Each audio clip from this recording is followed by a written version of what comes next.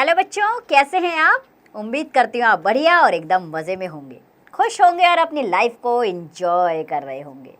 बिल्कुल जी, खुश रहिए, स्वस्थ रहिए, मस्त रहिए, यही जीवन जीने का सार है। देखिए, जब हम खुश होते हैं तो हम हर कार्य को निपुणता से करते हैं, बेहद उत्साहित रहते हैं, हमारे शरीर में रक्त संचार बेहतर होता है, हमारे कार्य करने की क्षमता बेहतर हो जाती है। इसलिए प्रथम कार्य क्या करना है? खुश रहना है। और क्या करना है? तो चलिए रहते हैं खुश और बढ़ते हैं अपने अध्याय की ओर। तो अपने अध्याय में हम अशुद्धि शोधन के बारे में जानेंगे, यानी कि एरर करेक्शन। किसी भी भाषा को सीखने के लिए उसके शब्दों का शुद्ध लिखना, शुद्ध बोलना और शुद्ध पढ़ना आना चाहिए। हिंदी भाषा में अनेक प्रकार की अशुद्धियां देखी जाती हैं। तो चलिए देखते हैं, पढ़ते हैं और समझते हैं। तो देखिए, बूढ़ा शब्द अलग अलग लिखा गया है, ठीक है। जिस कहीं पर मात्राओं की गड़बड़ है तो कहीं पर वर्ण की गड़बड़ है। ऐसे ही बच्चों, गुड़िया शब्द को भी अलग अलग तरीके से लिखा गया है। यहाँ पर भी कहीं मात्राओं की गड़बड़ हो गई है तो कहीं गलत वर्ण लिख दिया गया है। तो ऊपर जो चित्र हैं उनके चारों ओर लिखे नामों में केवल बूढ़ा और गुड़िया शब्द सही है, दूसरे शब्द गलत हैं। 4 तरीके से लिखा गया है, लेकिन इसमें बूढ़ा और गुड़िया सही है, बाकी सब शब्द गलत हैं। तो बच्चों, हिंदी भाषा में शब्दों की वर्तनी की पहचान उनके ही रहे उच्चारण से की जाती है। हम जिन शब्दों को जैसा बोलते हैं ठीक वैसा ही लिखते हैं। शब्दों के सही रूप की जानकारी ना होने पर अक्सर गलतियां हो जाती हैं। तो ध्यान दीजिए, शब्द का लिखा गया रूप वर्तनी कहलाता है।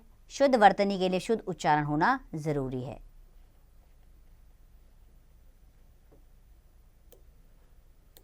आइए वर्तनी की अशुद्धियां जान लेते हैं।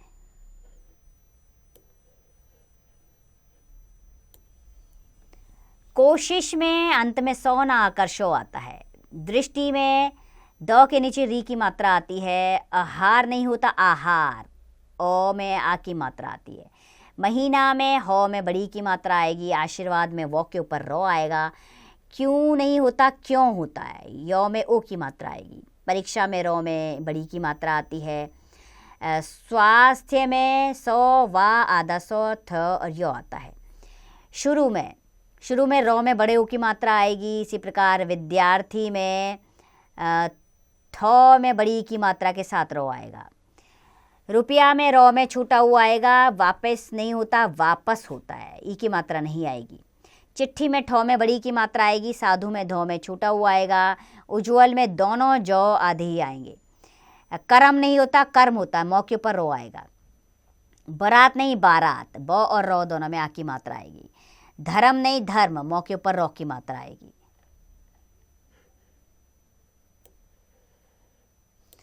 इसी प्रकार बीमारी में ब और रो में बड़ी की मात्रा आएगी। नमस्कार में आधा सौ आएगा। ये तो थी शब्द संबंधी अशुद्धियां। अब जानेंगे वाक्य संबंधी अशुद्धियां।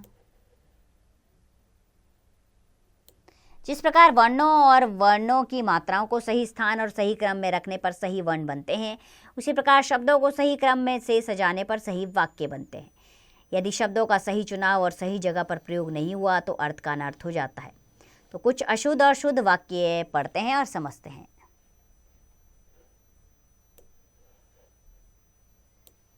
अशुद्ध वाक्य जैसे कि मैंने नहीं करना, इसका शुद्ध है मुझे नहीं करना। तुम अपने कपड़े धुल लो, इसका शुद्ध वाक्य होगा तुम अपने कपड़े धो लो। तेरे को मेरी बात समझा कि नहीं, यह अशुद्ध है, इसका शुद्ध है तुम्हें मेरी बात समझ में आई कि नहीं। पूजा के लिए फूल की माला चाहिए, अशुद्ध वाक्य है। पूजा के लिए फूलों की एक माला चाहिए, ये शुद्ध वाक्य है। खाने में कोई गिर गया, यह अशुद्ध है। खाने में कुछ गिर गया, ये शुद्ध वाक्य है। तुम कहाँ से टपक गए, ये अशुद्ध वाक्य है। तुम कहाँ से टपक पड़े, ये शुद्ध वाक्य है।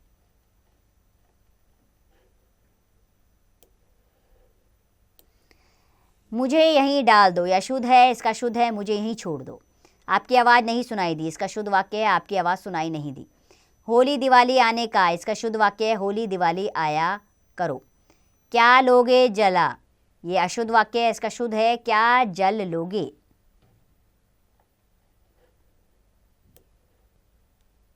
चलिए कुछ करके सीखें। तो अपने 10 मित्रों के नाम हिंदी भाषा में स्वयं लिखिए, वो उन्हें दिखाइए। जिनके नाम गलत लिखे हैं उन्हें मित्रों से पूछकर सही लिखिए। अब हम बच्चों अभ्यास कार्य करेंगे। सबसे पहले मौखिक प्रश्न लेंगे। जिसमें पहला प्रश्न है, शुद्ध वर्तनी से आप क्या समझते हैं? शुद्ध वर्तनी का अर्थ होता है शब्दों को सही तरीके से लिखना, उसमें किसी भी तरह की अशुद्धि ना होना। दूसरा, अधिकांश अशुद्धियाँ किस कारण हो जाती हैं? अधिकांश अशुद्धियाँ मात्रा और वर्णों के सही उच्चारण व सही लेखन के ना होने के कारण होती हैं। तीसरा, अशुद्धियाँ कितने प्रकार की होती हैं? अशुद्धियाँ शब्द संबंधी और वाक्य संबंधी होती हैं। अब हम लिखित प्रश्नोत्तर लेंगे।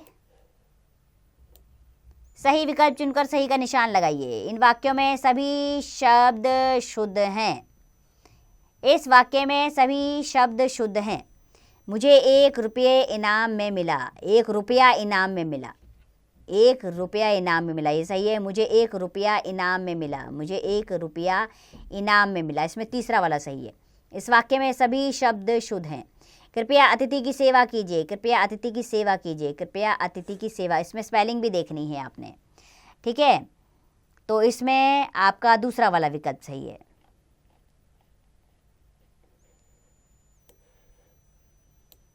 गौ, इनमें से शुद्ध शब्द हैं श्रृंगार, जिसमें तीसरा वाला विकल्प सही है। दूसरा प्रश्न, शुद्ध वर्तनी वाले शब्द के आगे सही का चिन्ह लगाइए। क्योंकि दूसरा वाला विकल्प सही है। इसमें मिठाइयाँ में पहला वाला विकल्प सही है।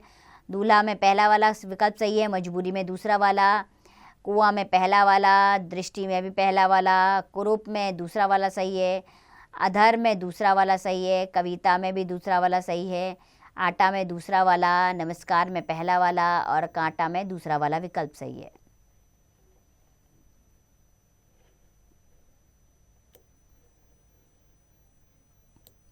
तीसरा प्रश्न है, निम्नलिखित शब्दों की वर्तनी शुद्ध करके लिखिए। परंतु में तो में छोटा हुआ आएगा।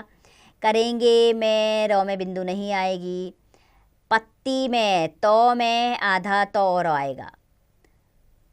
बारीक नहीं होता बारीक, बौ में आ की मात्रा आएगी। ऐसा में आई की मात्रा नहीं, ए की मात्रा आएगी। भूख नहीं होता भूखो आएगा। आयु में यो में छोटा हुआ आएगा। क्षमता में छ की जगह शो आएगा, क्षमा वाला। बीमारी में बौ में बड़ी की मात्रा आएगी। और नाराज नहीं होता नाराज, इसमें नौ में आ की मात्रा आएगी। चौथा प्रश्न है, उचित शब्दों से रिक्त स्थानों की पूर्ति कीजिए। लोमड़ी एक डैश जानवर है, चालाक जानवर है। ख, डैश हमारे लिए फसल उगाते हैं, किसान हमारे लिए फसल उगाते हैं। ग, बगीचे में डैश फूल खिले हैं, सुंदर फूल खिले हैं। घ, डैश कक्षा में शांति बनाए रखें, कृपया कक्षा में शांति बनाए रखें। ड, मैंने अपना डैश कर लिया है, गृह कार्य कर लिया है। पांचवा प्रश्न है, सही वाक्यों पर सही तथा गलत वाक्यों पर गलत लगाइए। आकाश पर तारे निकल आए, गलत। मैं प्रतिदिन विद्यालय जाता हूँ, सही। गिलास छत पर से गिर गया, गलत। मुझे फूलों की एक माला चाहिए, ये सही है। दूध उबालकर बच्चे को पिलाओ, ये भी गलत है।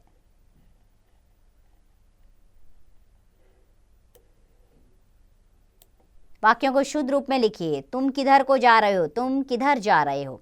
हम अपना पाठ याद कर लिया, हमने अपना पाठ याद कर लिया। हमारा जेबें बिल्कुल खाली हैं, हमारी जेबें बिल्कुल खाली हैं। बाहर कोई लोग खड़े हैं, बाहर कोई खड़ा है। तेरे को बात बात पर गुस्सा क्यों आता है, तुझे बात बात पर गुस्सा क्यों आता है। चलिए गतिविधि पर आ जाते हैं। दिए गए रंगीन शब्दों के शुद्ध रूप वर्ग पहेली में दिए गए, उन्हें ढूंढिए। तो बच्चों यहाँ वर्ग पहेली में से आपने शुद्ध रूप ढूंढने हैं। चिड़िया का, बंदर का, विद्यालय का, त्योहार का और गुलाब का। यहाँ पर स्पेलिंग मिस्टेक है और वहाँ पर सही स्पेलिंग लिखी हुई है, वर्तनी सही लिखी गई है। तो आपने वर्ग पहेली के वहाँ से सुंदर वर्तनी, सही वर्तनी ढूंढकर यहाँ पर लिखनी है। तो बच्चों मुझे पूरी उम्मीद है कि व्याकरण का ये अध्याय आपको अच्छे से समझ में आया होगा। देखिए व्याकरण में दक्षता प्राप्त करनी है तो इसके लिए आपको अभ्यास ज़रूर करना होगा। अगर उच्चारण गलत होगा तो लेखन में भी अशुद्धियाँ आएंगी, यानी कि आपका लेखन, आपके लिखने की क्षमता वो भी गलत हो जाएगी। इसलिए व्याकरण के लिए आपको अभ्यास की आवश्यकता है। तो मैं पूरी उम्मीद करती हूँ कि आप बार बार अभ्यास करेंगे और व्याकरण में दक्ष बने।